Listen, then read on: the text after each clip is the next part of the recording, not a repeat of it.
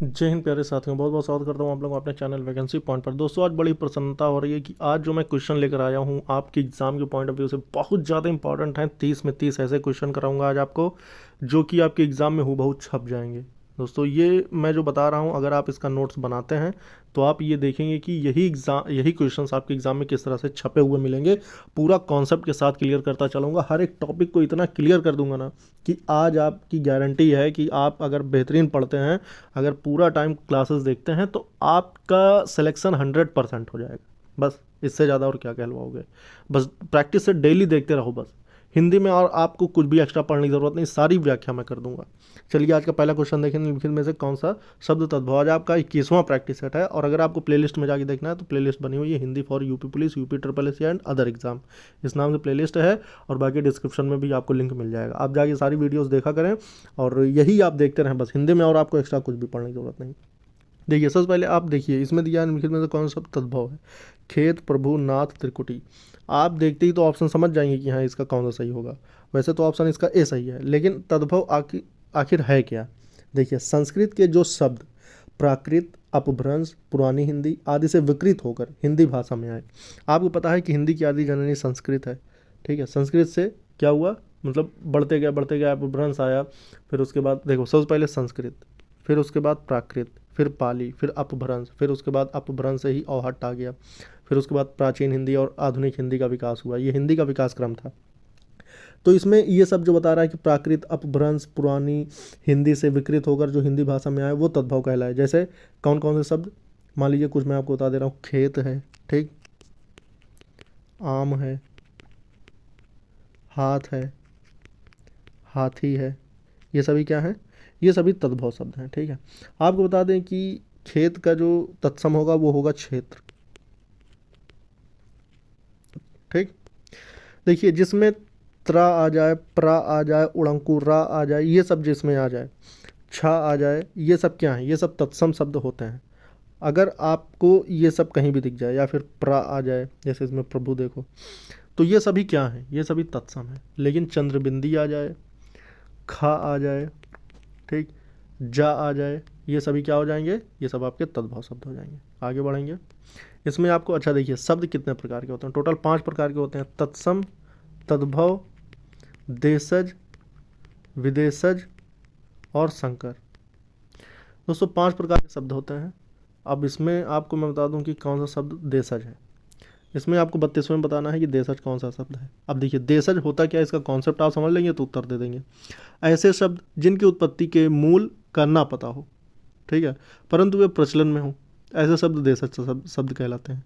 और ये शब्द आमतौर पर क्षेत्रीय भाषा में बोले जाते हैं। जैसे क्या हुआ कि वो धड़ाम से गिर गया, ठीक है, तो ये आपसी भाषा में मतलब कुछ भी जो बोल देते हैं वो। अब क्योंकि लास्ट देखिए एक शब्द है, औरत भी है, पतलून भी है, लेकिन धड़ाम एक आपसी भाषा है। तो ऐसे शब्द जो कि जिनकी उत्पत्ति का मूल का पता ही ना हो, ठीक है, ये अपने आप में एक वर्ड इस्तेमाल किया जा सकता है, वो धड़ाम। ठीक है, चलिए, छछूंदर के सिर पर चमोली का तेल का अर्थ क्या होगा। ससून सॉरी चमेली, छछूंदर के सिर पर चमेली का तेल का अर्थ क्या है। मिथ्या आडंबर, अधिक पाने का लालच करना, योग्य व्यक्ति को अच्छी चीज़ देना, अयोग्य व्यक्ति द्वारा स्तरीय वस्तु का उपयोग। छछूंदर के सर पर चमेली का तेल 33, इसका बिल्कुल आप देख के उत्तर समझ गए होंगे कि अयोग्य व्यक्ति हो और उसके द्वारा स्तरीय वस्तु का उपयोग करना, मतलब कि अच्छी चीज़ों का उपयोग करना।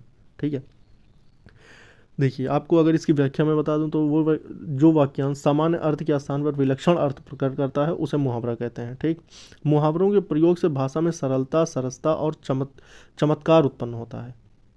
ठीक है, और जो इसमें वाक्य दिया गया था, छछूंदर के सिर पर चमेली का तेल, अगर क्योंकि ये भाषाएं जल्दी समझ में नहीं आती, इसके लिए एक आसान भाषा या फिर इसका अर्थ यही है कि एक अयोग्य व्यक्ति है और उसके द्वारा एक अच्छी खासी वस्तु का इस्तेमाल किया जाना, इसका ये अर्थ हुआ। ठीक है, चलिए आगे बढ़ेंगे। ऋग्वेद का संधि विच्छेद क्या है। बहुत आसान क्वेश्चन आ गया, लेकिन है बहुत इंपॉर्टेंट। देखिए, इसमें सबसे पहले आपको समझना होगा कि इसमें संधि कौन सी होगी और इसका संधि विच्छेद होगा क्या। संधियां 3 प्रकार की होती हैं, आप जानते हैं कौन कौन सी। स्वर संधि, विसर्ग संधि और आपकी व्यंजन संधि। तो ये 3 प्रकार की संधि में ये किस प्रकार की संधि और इसका संधि विच्छेद होगा क्या। देखिए, ऋग्वेद आधा ग में कब परिवर्तन होता है, जब आधा का आ जाए। ठीक, आधा का जो है वो आधा गा में परिवर्तित हो जाता है। तो ऋक प्लस वेद, वेद में तो कोई परिवर्तन नहीं होगा क्योंकि एक शब्द इसमें ऐसा होना चाहिए जो कि अर्थवान होना चाहिए। तो वेद अर्थवान है, वेदों में कौन सा वेद? ऋग्वेद। ठीक है, तो ऑप्शन नंबर ए सही हो जाएगा। और जिसमें स्वरों का कोई बोलबाला ना हो वो कैसा होता है? व्यंजन संधि होती है। ठीक है, ठीक। आपको मैं बता दूं कि देखिए, व्यंजन का व्यंजन अथवा स्वर के साथ संयोग से उत्पन्न विकार व्यंजन संधि कहलाता है। ठीक, ये इसका। आप बीती शब्द में समास बताएं। आप बीती शब्द, दोस्तों आप बीती शब्द देखिए, सबसे पहले आपको मैं बता दूं कि द्वंद्व समास क्या होता है। योजक चिन्ह के साथ जो यूज होता है, जैसे माता पिता, जिसको तोड़ने पर और का इस्तेमाल हो, माता और पिता, भाई बहन, आना जाना, ये सभी क्या है? द्वंद्व समास है। द्विगु समास क्या होता है कि इसमें जो दो पद होते हैं, जैसे मान लीजिए लिखा हो चौमासा, चौमासा का मतलब होता है 4 महीना या चौथा महीना, तो चौमासा का मतलब होता है 4 महीना। तो इसका जो मूल शब्द होगा मास, महीना, इसके पहले जो लगा होगा ये एक संख्यावाचक शब्द होगा, जैसे चौ, या फिर त्रिलोचन या त्रिलोक। ठीक है, 3 लोक। तो इसका जो पहला शब्द होता है वो संख्यावाचक होता है। ठीक, तो वो द्विगु समास हो जाएगा।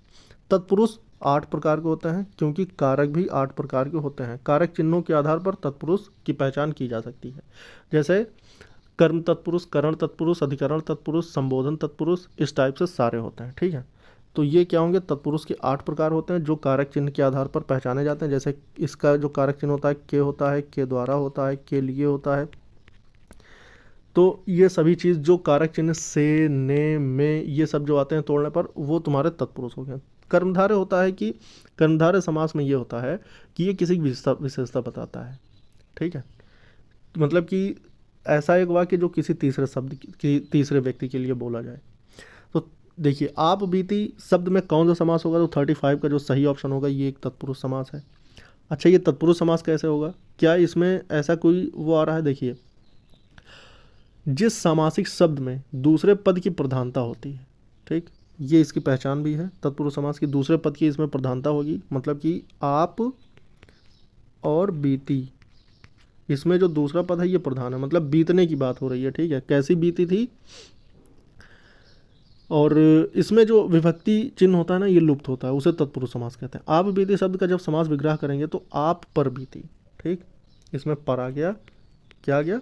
पर, कारक चिन्ह। ठीक है, दोनों पदों के मध्य पर परसर का लोप हो रहा है, इसलिए देखिए अब ये है किसकी पहचान? ये आपका अधिकरण जो कारक होता है, ये अधिकरण कारक है।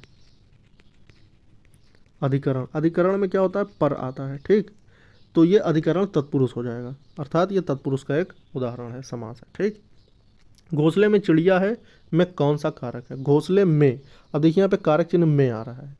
ठीक, जब में आता है तो कौन सा कारक होता है? वैसे कारक 8 प्रकार के होते हैं, मैंने आपको पिछली वीडियो में मैं ये सब बताते आ रहा हूँ। वीडियो आप लोग ज़्यादा से ज़्यादा लाइक और शेयर कर देना सभी मित्रों के साथ। बहुत इंपॉर्टेंट क्लास है दोस्तों, अगर आप 30 में 30 डेली देखते हैं तो आपका बिल्कुल क्लियर हो जाएगा। 36 में जो कह रहा है कि देखिए टोटल 8 प्रकार के होते हैं, लेकिन जो में आया है, ठीक है, घोंसले में चिड़िया है, आपको पूरे वाक्य से मतलब नहीं है, इसमें सिर्फ कारक चिन्ह देखना है बस। तो जो ये में आया है इसके लिए अगर आप देखें तो आपको मैं बता दूं कि संज्ञा का वह रूप जिससे क्रिया के आधार का बोध हो उसे अधिकरण कारक कहते हैं। और अधिकरण कारक के विभक्ति चिन्ह इस प्रकार हैं। देखिए, इसमें में आता है, पर आता है। ठीक, तो इसके लिए जो हम इस्तेमाल कर सकते हैं, जैसे देखिए भीतर, अंदर, ऊपर, बीच, ये सब के प्रयोग में जो किया जाता है, जैसे भीतर में या फिर बीच में या बीच पर, इस टाइप से जो भी आता है, मतलब कि उसके कारक चिन्ह में आए या फिर पर आए, तो क्या होगा? अधिकरण कारक हो जाएगा। ठीक है, चलिए आगे बढ़ेंगे। अब ये गद्यांश लिखा हुआ है, इसको हमें पढ़ना पड़ेगा और उसके बाद इसके आधार पर हमें 2 क्वेश्चन के आंसर देने पड़ेंगे। ठीक, चलिए गद्यांश पढ़ लेते हैं। निम्नलिखित गद्यांश को पढ़कर प्रश्नों के उत्तर दीजिए। गांधीवाद में राजनीतिक और आध्यात्मिक तत्वों का समन्वय मिलता है।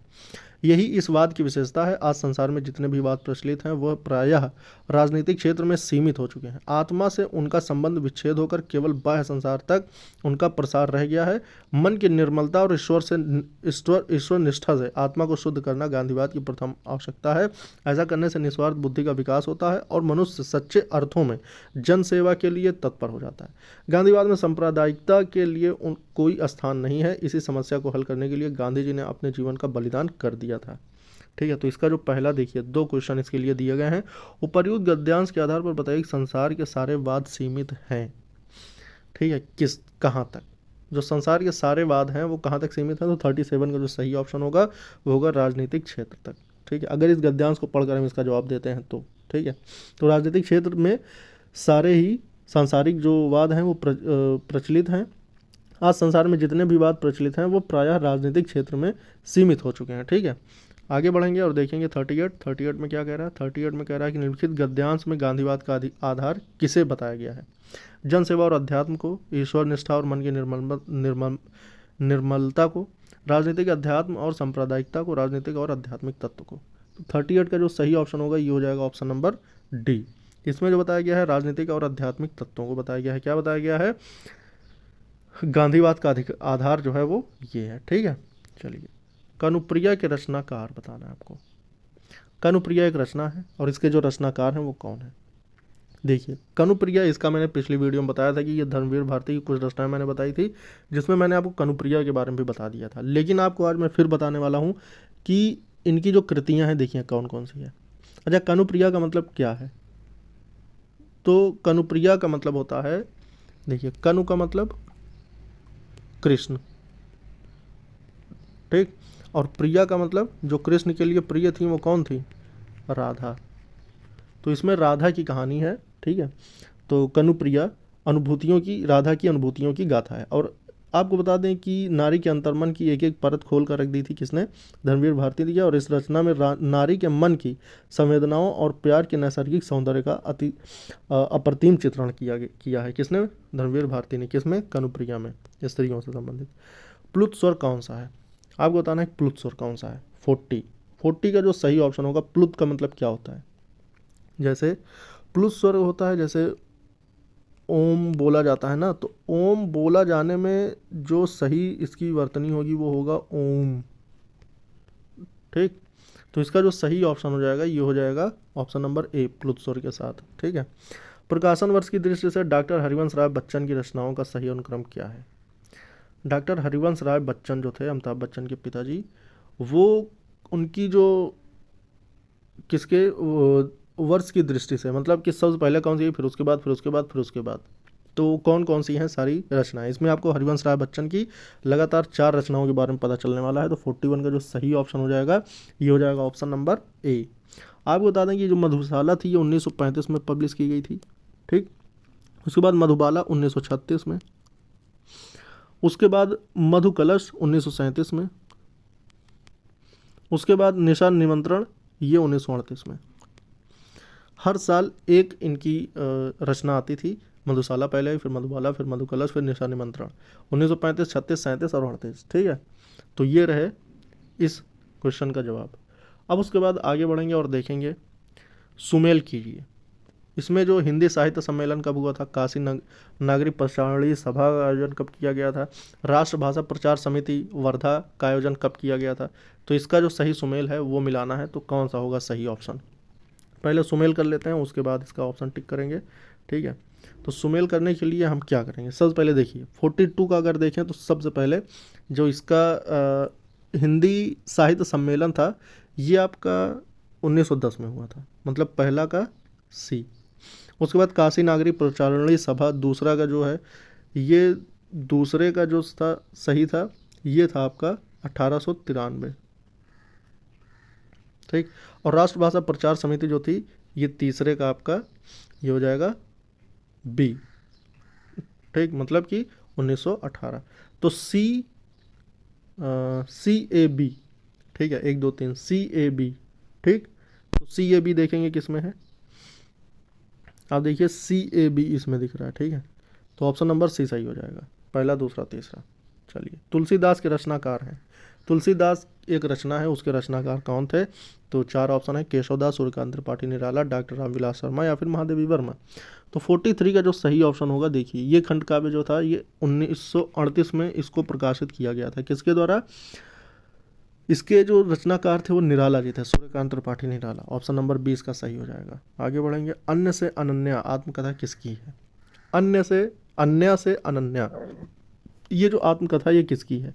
आपको बता दें कि भारतीय साहित्य की विलक्षण बुद्धिजीवी डॉक्टर प्रभा खेतान, ये जो है ये दर्शन अर्थशास्त्र, समाजशास्त्र और विश्व बाजार और उद्योग जगत की गहरी जानकारी थी, और इन्होंने सबसे बढ़कर सक्रिय स्त्रीवादी लेखन का व्यापक अध्ययन किया, बल्कि अपने समाज में उपनिवेशित स्त्री के शोषण, मनोविज्ञान, मुक्ति के संघर्ष पर विचारोत्तेजक लेखन भी किया। और अन्य से अनन्या आत्मकथा प्रभा खेतान जी की ही है। ठीक है, तो ये ऑप्शन नंबर ए सही हो जाएगा इसका। और इसके साथ साथ बात करें तो इस पुस्तक में प्रभा खेतान ने अपने ज़िंदगी के सफ़रनामे की बेबाकी के साथ प्रस्तुत किया है। क्या? प्रभा खेतान। ठीक है, इसकी लेखक थी अन्य से अनन्या। प्रभु जी तुम चंदन हम पानी किसका वाक्य है? प्रभु जी तुम चंदन हम पानी। तो 45 का जो सही ऑप्शन होगा ये होगा रैदास का। आप बता दें कि प्रभु जी तुम चंदन हम पानी रैदास जी की पंक्ति है, और इस पंक्ति में रैदास जी भगवान से कहते हैं तुम चंदन जैसे बहुमूल्यवान, खुशबूदार, सबके प्रिय हो, हम लोग पानी जैसे हैं। अतः यहाँ प्रभु की श्रेष्ठता सिद्ध की जा रही है। ठीक है, इसमें और भी चीज़ें पूछ सकता है, लेकिन फिलहाल अभी आपकी वाक्य पूछा किसका है, तो ये रैदास जी का है। ठीक है, एक आपको और पढ़ने को आ गया है, ये गद्य है। वर्दंत की पगंति कुंदकली अधराधर, पल्लव खोलन की, और चपला चमकय घन बीच, जगह छवि मोतिन लाल अमोलन की। और घुंघरारी लटें लटकें मुख, ऊपर कुंडल लाल कपोलन की, और निछावर प्राण करे तुलसी बलि, जाऊं लला इन बोलन की। दोस्तों इसमें आपको बताना है कि इस पद्यांश में कौन सा रस है। तो 46 का जो सही ऑप्शन होगा ये हो जाएगा आपका। रसों की संख्या टोटल 9 है, जिसके 9 अस्थायी भाव भी हैं। अगर भावों की संख्या, भावों की बात करें तो भाव टोटल 4 प्रकार के हैं। कौन कौन से? अब अनुभाव, विभाव, संचारी भाव और अस्थायी भाव, 4 प्रकार के भाव हैं, जिसमें अलग अलग भावों की संख्या दी हुई है। टोटल 9 प्रकार के रस हैं जो भरत मुनि के अनुसार हैं। तो उन 9 में से वात्सल्य रस का इसमें उपयोग किया गया है। और उपरोक्त पद्य किस कवि का है? तो इसमें दोस्तों जो कवि हैं तो 47 का बिल्कुल सही हो जाएगा, तुलसीदास ही है, क्योंकि इसमें तुलसी ने अपना ही जिक्र कर दिया है। तो इसका जो सही ऑप्शन हो जाएगा बी ऑप्शन हो जाएगा। 48 में देखेंगे उच्चारण स्थान की दृष्टि से कौन सा विकल्प शुद्ध है। अब इस क्वेश्चन को देखेंगे कि क्या सा दंत पे आते हैं, चा कंठ में आता है, सा तालव्य में आता है और सा मूर्धन्य में आता है। तो 48 का बिल्कुल सही जो ऑप्शन हो जाएगा ये हो जाएगा आपका सा दंत। ठीक है, इसका स्थान सही है। लेकिन अगर आपको मैं बताऊं तो का वाला जो होता है ये कंठ होता है। ठीक, और का के बाद जब चा आता है तो ये तालव्य का होता है। ठीक, उसके बाद टा जो आता है ये टा वर्ग पूरा जो आता है ये मूर्धन्य का होता है। उसके बाद जो ता आता है ये आपका दंत होता है। पा जो आता है ये आपका ओष्ठ होता है।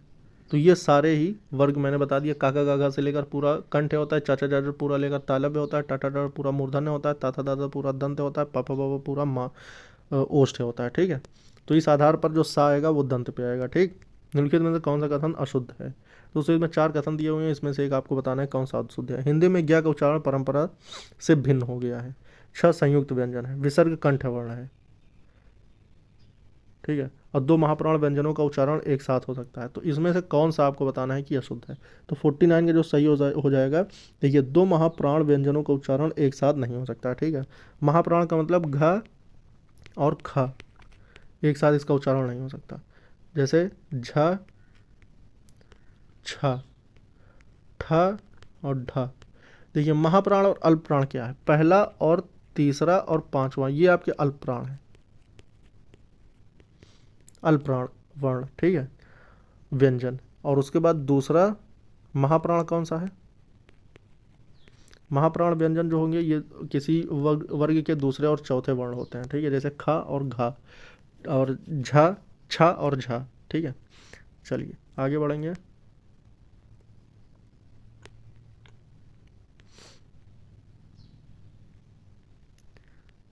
हाँ ये रहा। तो मेरे लड़के ने मेरी आज्ञा का पालन नहीं किया, वाक्य में लड़के के विषय में कौन सा विकल्प अशुद्ध है? ठीक है, अशुद्ध बताना है। मेरे लड़के ने मेरी आज्ञा का पालन नहीं किया, तो लड़का करता है या बहुवचन है या एकवचन है या पुल्लिंग है, कौन सा विकल्प अशुद्ध है? तो 50 का बिल्कुल सही ऑप्शन हो जाएगा ये, मेरे लड़के ने मेरी आज्ञा का पालन नहीं किया। वाक्य में लड़के के विषय में बहुवचन नहीं है ये, मेरे लड़के ने, मतलब ये कई लड़कों की बात नहीं हो रही, किसी एक लड़के की बात हो रही है। लड़का जो है एक वचन है, पुल्लिंग है और कर्ता भी है, ठीक है, लेकिन बहुवचन नहीं है। ठीक, राम आम खाता है में वाच्य, वाच्य 3 प्रकार का होता है। ठीक, 3 प्रकार का होता है सिर्फ, कर्तृवाच्य, कर्मवाच्य और भाववाच्य। ठीक है, अगर कर्ता पर आधारित होता है तो वो कर्तृवाच्य कहलाता है, कर्म पर आधारित होता है तो कर्मवाच्य होता है, अगर कर्ता और कर्म जब दोनों नहीं होता तब वो भाववाच्य होता है। ठीक है, यही इनकी पहचान है। राम आम खाता है, ठीक, अगर राम खाता है तब ये दूसरा, लेकिन आम अगर इसमें कर्म आ गया है तो 51 का जो सही ऑप्शन हो जाएगा ये हो जाएगा आपका ऑप्शन नंबर सी। राम आम खाने की क्रिया कर रहा है, तो इसका मतलब क्या हो जाएगा, राम की जो क्रिया हो रही है वो किस प्रकार की है, कर्तृवाच्य, इसका उपयोग हुआ है। ठीक है,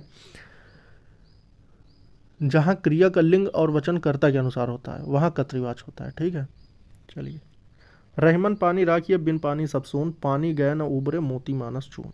दोस्तों बहुत ही फेमस ये पंक्ति है और ये एक दोहा है जिसमें अलंकार पूछा गया है। दोस्तों जितने भी क्वेश्चन मैं लेकर आया हूँ ये बहुत इंपॉर्टेंट है दोस्तों, आपके एग्ज़ाम में बिल्कुल सेम टू सेम छप जाते हैं, तो इसलिए वीडियो लाइक और शेयर कर देना सभी मित्रों के साथ, चैनल को ज़रूर सब्सक्राइब कर लेना क्योंकि बेहद ज़्यादा इंपॉर्टेंट ये क्लास होने वाली है आप लोगों के लिए।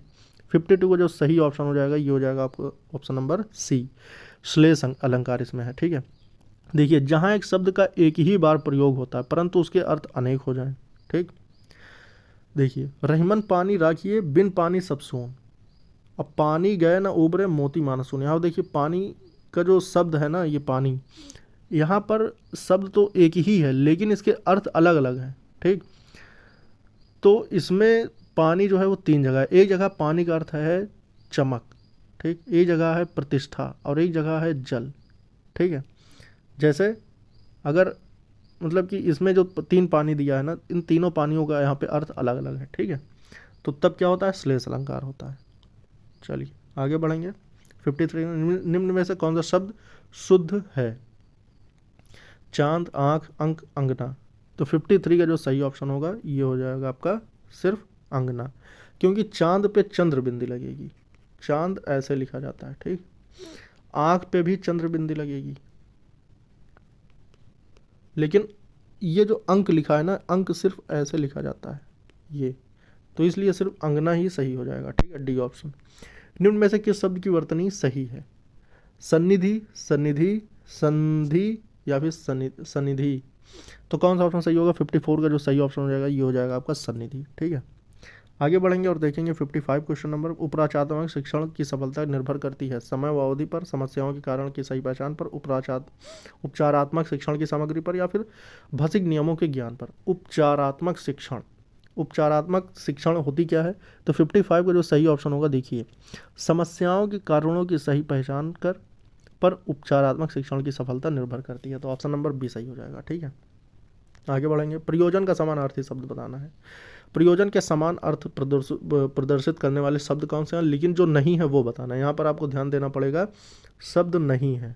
ठीक है, कौन सा शब्द समानार्थी नहीं है? प्रयोजन। 56 का जो सही ऑप्शन होगा देखिए, इसमें दिया है हेतु, नियोजन, उद्देश्य और लक्ष्य, तो 56 का जो सही ऑप्शन होगा ये हो जाएगा आपका नियोजन। ये जो है समानार्थी नहीं है, बाकी प्रयोजन का मतलब इसके हेतु या इसके उद्देश्य या इसका ये लक्ष्य है, तो ये तीनों ही क्या हैं, समानार्थी हैं, लेकिन नियोजन जो है वो इसका समानार्थी नहीं है, तो इसका मतलब इसका सही ऑप्शन हो जाएगा बी। रिजु का विलोम शब्द बताना है। रिजु का मतलब सीधी रेखा, ठीक है, और त्रिकोण का मतलब 3 कोण, सीधी का मतलब सीधी, वक्र का मतलब ये, सरल का मतलब वो भी सीधी, तो 57 का जो सही ऑप्शन हो जाएगा ये हो जाएगा आपका वक्र। ठीक है, सीधे का मतलब टेढ़ा मेढ़ा, मतलब उसका विलोम हो जाए। निम्नलिखित विकल्पों में से किस विकल्प में विशेषण का निर्देश अशुद्ध है? ठीक है, इसमें आपको बताना है कि एक विशेषण दिया हुआ है और उस निर्देश का अशुद्ध है वो। ठीक है, तो 58 का जो सही ऑप्शन हो जाएगा ये हो जाएगा आपका ऑप्शन नंबर, देखिए दूसरा, क्रमवार। वह नौकर कोई विशेषण नहीं है। 26 पूर्णांक बोधक, 28 अपूर्णांक बोधक। तो इसमें बताना है कि 58 में देखेंगे तो 58 में जो बी ऑप्शन होगा ये आपका इसका बिल्कुल अशुद्ध है। ठीक है, आपको बता दो, देखिए जो शब्द मतलब संज्ञा या सर्वनाम की विशेषता बताने वाले शब्द विशेषण कहलाते हैं। वह नौकर कोई विशेषण, इसमें विशेषण का निर्देश अशुद्ध है। ठीक है, इसमें जो विशेषण का निर्देश दिया गया है ये अशुद्ध है। ठीक, 59 देखेंगे, आप भला तो जग भला वाक्य में सर्वनाम के किस भेद का बोध होता है। आप भला तो जग भला, इसमें सर्वनाम के टोटल 6 भेद हैं, उनमें से किस भेद का इसमें बोध हो रहा है वो बताना है आपको। तो 59 का जो सही ऑप्शन होगा इसमें होगा, देखिए आप भला तो जग भला, इसमें किसी के निज मतलब कि किसी के निजी बात की जा रही है कि अगर आप भले होंगे तो जग भला होगा, तो इसका मतलब ये निजवाचक सर्वनाम के अंतर्गत आएगा। ठीक है, 59 में वह सर्वनामिक शब्द जो स्वयं के लिए प्रयोग होता है, जैसे आप, अपना, आदि, जिससे स्वयं का बोध हो वो निजवाचक सर्वनाम कहलाता है। तो इसमें जैसे आप भला तो जग भला वाक्य में निजवाचक सर्वनाम का उदाहरण है। ठीक है दोस्तों, आज का ये 30वां क्वेश्चन है। उम्मीद करता हूँ कि 30 में आपके बेहतरीन नंबर आए होंगे अगर आपने प्रैक्टिस की होगी तो। नहीं तो आप लोग डेली सुबह 8 बजे वाली ये क्लास मेरी देखते रहें, आप लोगों का कल्याण इतने से ही हो जाएगा। निम्नलिखित में कौन सा शब्द पुल्लिंग है। दोस्तों, पुल्लिंग और स्त्रीलिंग ये शब्दों का लेकर मैं पिछली वीडियो में तो बता चुका हूँ, लेकिन आपको बता दूँ कि इकारांत और छोटी ई वाला और ईकारांत, तो इस पर मैंने शब्दों को पूरा आपको क्लियर कर दिया है कि कौन से शब्द पुल्लिंग में गिने जाते हैं, कौन से। देखिए, जो संज्ञा पद पुरुष वर्ग के वाचक होते हैं अथवा जो सब पुरुष जाति के अंतर्गत माने जाते हैं वो पुल्लिंग कहलाते हैं। तो इसमें जो संतान शब्द है, ठीक है, सी ऑप्शन, ये आपका पुल्लिंग है। बाकी कढ़ी, सरसों, चील, ये सारी क्या है, स्त्रीलिंग है। दोस्तों, इस वीडियो में इतना ही। डेली मिलता हूँ सुबह मैं 8 बजे इसी तरह चैनल पर। अपने चैनल को जरूर सब्सक्राइब करना, वीडियो को डेली देखते रहें। जय हिंद।